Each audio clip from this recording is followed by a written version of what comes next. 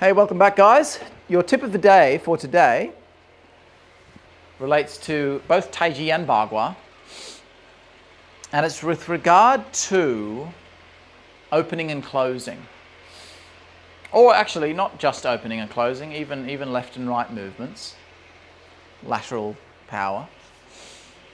But I'll talk about it more to begin with regard to opening and closing. I'm not teaching you opening and closing in this video. If you don't know what opening and closing is in your Taiji or Bagua form, then chances are you won't understand this video. But at some point, maybe when you learn that, you can come back to this video and this will all make sense. So, when we do an opening and closing movement, it can often take away from the flow of your form. I'm talking about your slow forms, not your martial forms, your slow form, your slow moving Taiji or your Bagua forms. There's this opening and closing, opening, closing, opening, closing. With regard to this, opening, closing, okay? That wave through the spine, throughout every posture in the form. When you add advanced elements, any extra elements, so you've got your very basic form, for example, as soon as you add something extra to that, it might give you more flow, or it might complicate things, and then you go, hang on, but if I've got to open and close there, then I'm already closed, but then I've got to open before I can close again, and you actually get confused. So what I wanted to show you here was that your opening and closing is done over the sort of major gross part of any given movement, rather than at every possible chance it could happen. So I'm going to give you a few examples here. Let's take the opening move, okay? We open and we close, okay? Exaggerating that, open, close, right? So there's an opening and a closing. Now, you'll get that fine. If you're just doing the basic movements and thinking about the basic application of blocking upwards and striking down into his arms, for example. If you strike up with the open move and bah, there's the downward compression for the downward move. You won't have a problem with that. Open move, downward move. Open move, downward move, and so on. But it's when you start looking at the more advanced applications, you can get into problems. This is where we have to use a term called borrowing. Borrowing, lending, or merging, or however you want to think about it. But it's where two postures use one movement, use one wave. So, using the same posture as the example here, I'm going to open. So if I just do the block up and then the strike down onto the arms, no problem. But then I'm told, oh, there's an advanced application. I strike up, but then I slip up his arms and jab him in the eyes before I attack the arms. So you've slipped up the inside, you've bumped my forearms. Sorry, I don't have a partner here to show you, but you should know this application anyway. So you've bumped his forearms and you shove your fingers in his eyes. So instead of the application just being, bah, like you're just striking upwards with that upward part of the move, I'm doing a wave. I'm going up, but then I close the body, bah, there. Because I can't leave the body open and create forward force. If I only open my body, wah, I can't do it. I can't open my body and go forward with my arms because it's like my shoulders are actually pulling back the wrong way. I need my shoulders to come forward in order to push the arms forward. So that movement done from there with power generated upwards and forwards, you watch the body, it's going to open and close. See, open, close, and then of course it opens again, so it's back to neutral kind of thing. But if you try to implement that same movement into your form, what we get is this. Open, close, I just closed, didn't I? When I poked forward, I closed. So how am I going to finish the move now? Ugh! That's horrible, because I was already closed, so I'm just lowering my arms all by themselves. There's no body movement. You see, watch again. Nice open movement, closed, bah! Ugh. No, oh, it just feels horrible because it's a dead movement. So I could do this. I could go open, close, open, close. See that? Now I've done it as I would martially. That's how that posture would be done martially. I'd go something like that.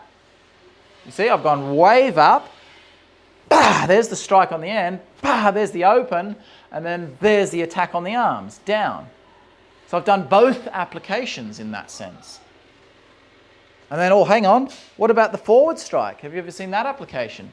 Where you do the upward strike and then a forward strike.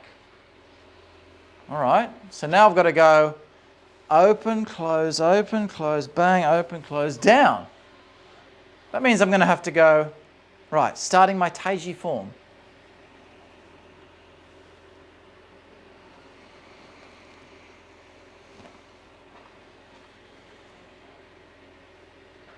It's too much. It's too much hanging around here. That doesn't, for me anyway, that doesn't create nice flow. It doesn't feel good. I want my form to be, this is how I want my form to flow. This is how I like my form to flow anyway. You might be different, but that's how I want it to flow. Every now and again, I might do a little whoop, a little extra bit, but you know, anything more than that, a little whoop, whoop, whoop, too many, and you sort of get, you take away from the flow. When you're doing your form, when its purpose is as a Qigong, which is the normal way to do the form anyway. So what we can do is, can we keep the intent of an application without fully expressing the physical element of the application? Yes, of course we can. So, but you've got to be at a more advanced level, of course. So this is why we keep things simple for beginners. So for a beginner, I have in the past, and I've regretted it, but nowadays, I just tell beginners that's where the strike is. I don't tell them anything about the forward poke. Because if they do that forward poke, it's probably just going to come from the arms because they don't yet understand the body movement. Whereas with just the very basic movement, as an upward move, it still flows nicely. It still works in that very basic sense. But if you put the finger poke on the end, but you're still doing it if you're using basic body mechanics, the finger poke doesn't work. It doesn't flow nicely. It's horrible. You need advanced body mechanics in order to make the finger poke legitimately work in the form. So I'm flowing up. Now, I'm going to exaggerate this first just to show you. There's the open movement. Now, here comes the closed movement. Ah, you see? Ha, that's where the fingers are poking out on the closed part of the movement. But instead of closing fully, now I've got nowhere to go, I borrow and combine those two movements. And that gives me a beautiful Qigong flow. Oh, thank you, Clara. Is that Gabby's hat? Yeah. What's it doing on the floor in the dirt? Maybe you should put it on the bag, so it's not in the dirt. No, it's not mank. What? It's not mank. It's not mank. What's that? It's not new. It's not new? Well, that doesn't mean it shouldn't get dirty, though. Can you pick it up, please? No, it's not this. Right, sorry, back to where we were. Clara, can you be quiet now? I'm trying to film, okay? You have to be quiet. You can stay in here, but you need to be quiet. Okay? Right, so now watch what I'm going to do it correctly with the intent of the poke and the downward strike. So I'm going to get an upward strike, a poke, and a downward strike, but I'm only going to do one opening and closing movement. So here we go.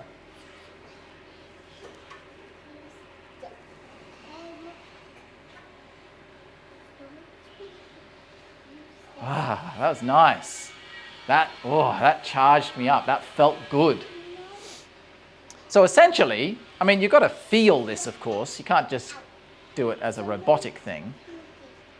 But essentially, what I'm doing, in a nutshell, is I'm using my open movement to lift my hands up. But now here comes my closed movement. I'm going to use half the closed move, just to there. See, there's a little bit of the close to indicate that poke. And now the rest of the close for the downward move. And then, of course, the body just neutralizes back. So you see, I used that closed move for both postures. I'll exaggerate. Bah, bah. You see? I'll do it correctly now as I would practice the movement.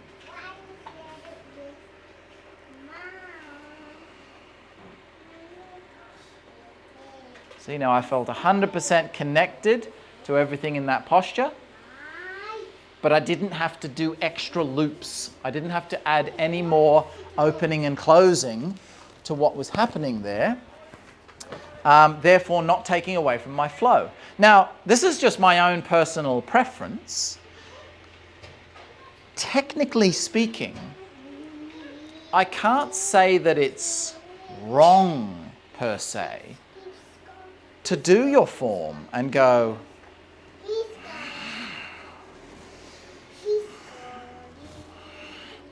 something like that. See how I did a double open and close there. I went poke forward and then I reloaded and then I struck down. I'll do that again for you.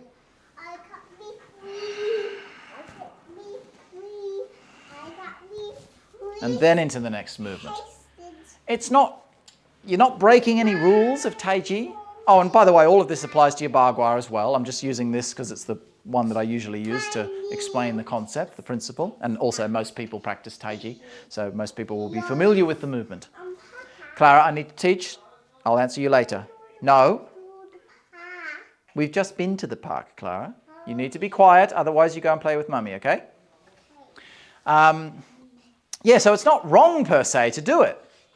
Technically speaking, you can put a little power release on any part of a movement where there would be power. So let's take this movement as an example, the next move in the form. A lot of people just do this part, well, most people just do it as a flowing through. And then maybe a little ba-ba on the end. But that's a strike. So you could, in theory,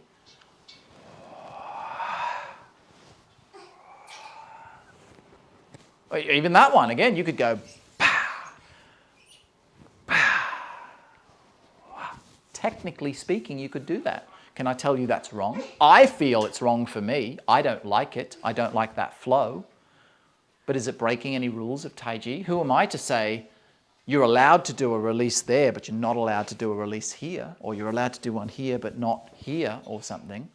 You can put a release anywhere. I think the point would be that you don't want to put a release too often, because release points, they do two things. They release energy. You release energy out.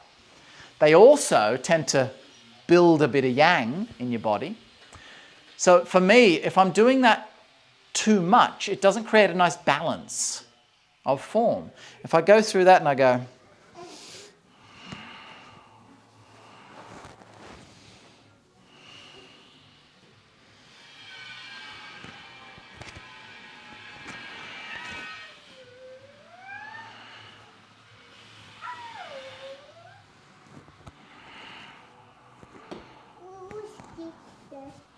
it's too much. I'm doing this the whole time. I'm doing one thing constantly. I prefer, and I think this typically, anyone I've taught anyway has found the same thing. When I've caught people out and they're doing too much of that, I've said, hey, let's take some of those out, see how it feels. And they go, oh, wow, that feels so much better. So from a Qigong point of view, we want balance. It's not just all about punching and kicking things, you see. So now I get...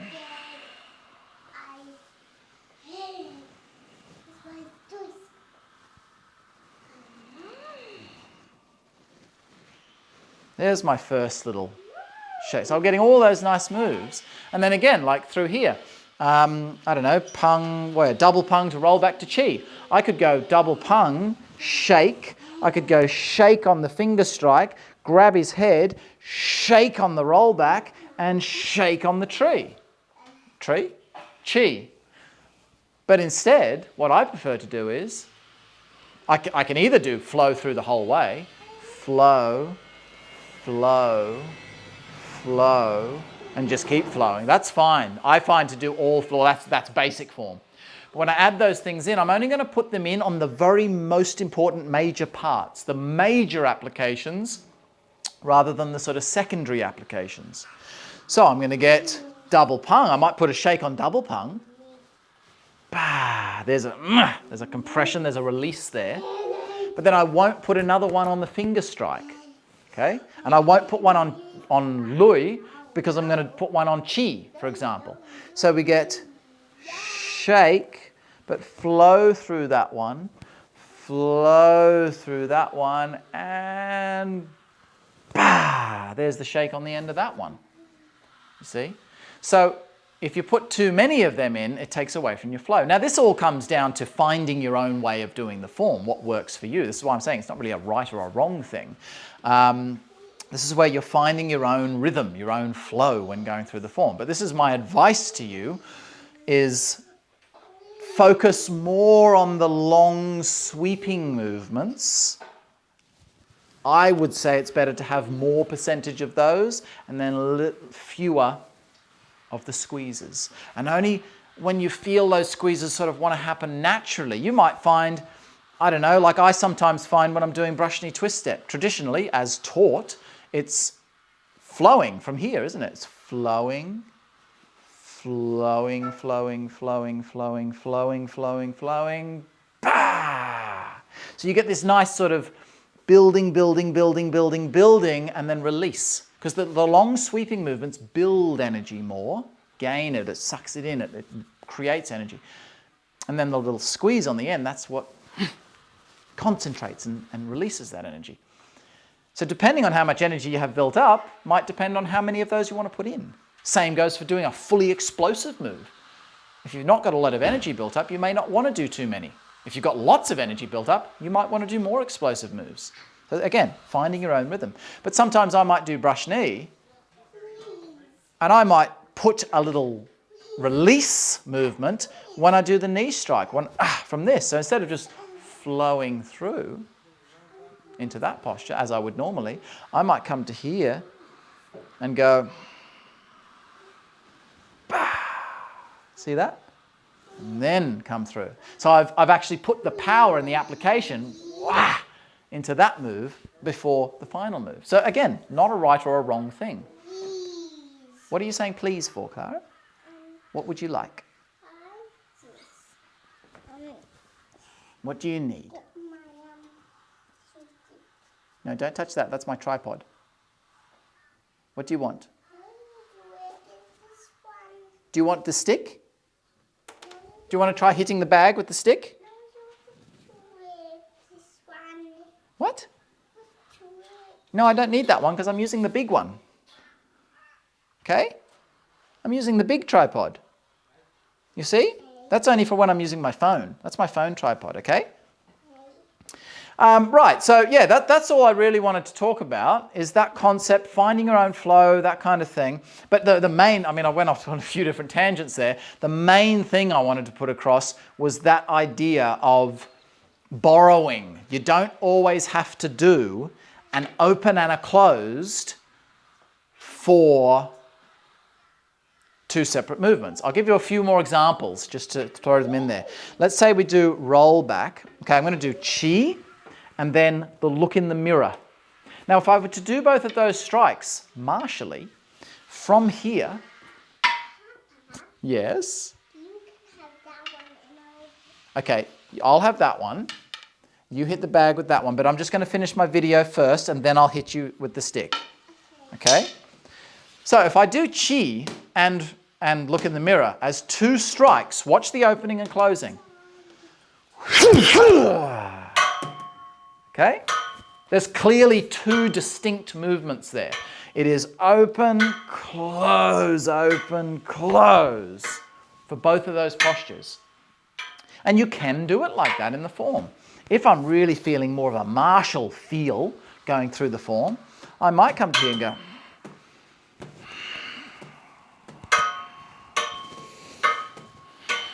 and pull it back. I'm getting that, I'm feeling a bit more yang. It's not, as I say, it's not wrong.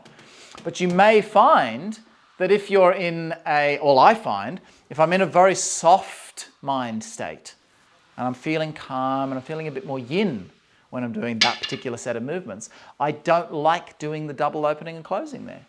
When I try to, the first time I remember actually, many years ago, Dad had taught that as do that, and then for this one, do that, and he taught the body movements.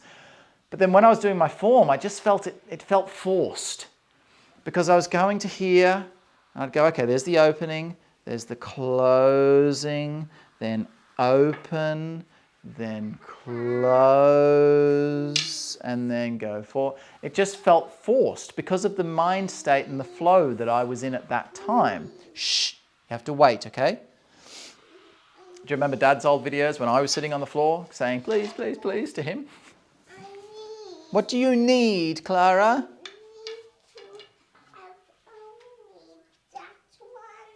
You want that one? Okay, pick it up then. You can have it. Go on, you can play with it. Just don't break it, okay? So if I do that same set of movements, I do open. I'll just do it. I'll just do it how I would do it if I'm in a very soft mind state.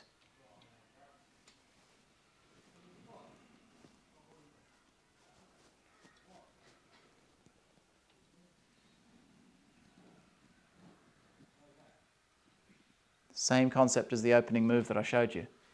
I'm going open, I'll exaggerate a bit. I'm going open move, but now I'm not going to fully close as I do chi. I just half close.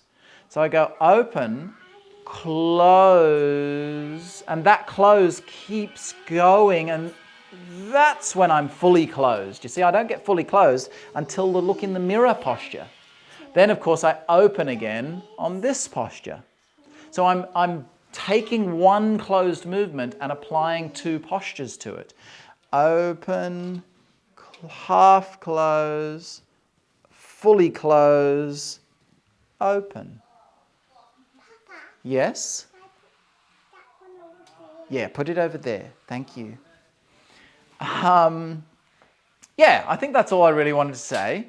You're getting that idea of borrowing from like taking the last little bit. No, it's not even taking the last bit of that move. It's yeah, literally merging the movements, or at least merging the power of the movements. You can do the same thing with more waist-driven actions, not just this opening and closing action. Let's say, for example, what's a good example?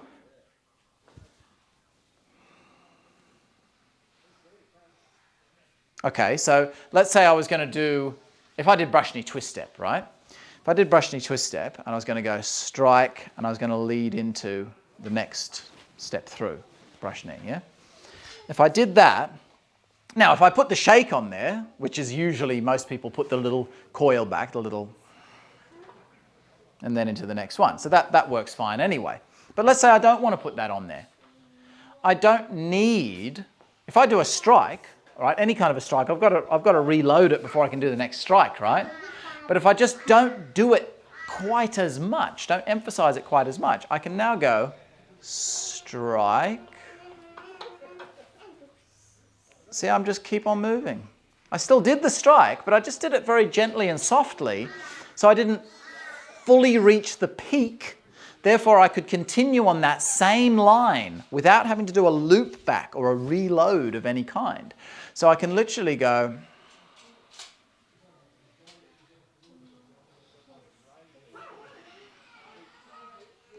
and into the next movement, you see. Or I can go and reload it. So there's different options. And for me, unless you've been told that's a major point, or, double pang or pang, the major postures throughout, usually you only want you want your form to go open, close with the major movements. So open, close, open, close. There's a little open, close as I step, and then open, close, with that little move, open, close. You see? So yeah, again, I don't really know what I'm trying to say there. I'm just saying you've got to find that balance. But if you're finding that you've been taught something advanced and it works, but you can't quite get the flow from one move into the next at certain points in your form, then don't feel like you have to put that principle on every posture. Any advanced principle that you're given, oh, we've got to do opening and closing. Yes, I can't do the form without opening and closing. I'd have to really concentrate to hold my body straight and not allow it to open and close. But that doesn't mean that I have to open and close there, and then another one there, and then open there. I can just go open, close, open, close. You see, so it's very easy to do. And to get that flow happening. I'm just about finished, okay? Just give me 1 minute. Your phone, I just need to say goodbye to the camera. Can you say goodbye for me? Say goodbye. Give them a wave. Go on. Can you give the camera a wave? Can you say goodbye? Say bye-bye to the camera, Clara. Come on. You're very tired, aren't you? I think you need a sleep. I think you need a sleep, don't you? Let's go have some lunch, shall we? No, I have to find my phone. Your phone? Where is it? I think it's in your bedroom. Okay, I'll come help you find it, okay?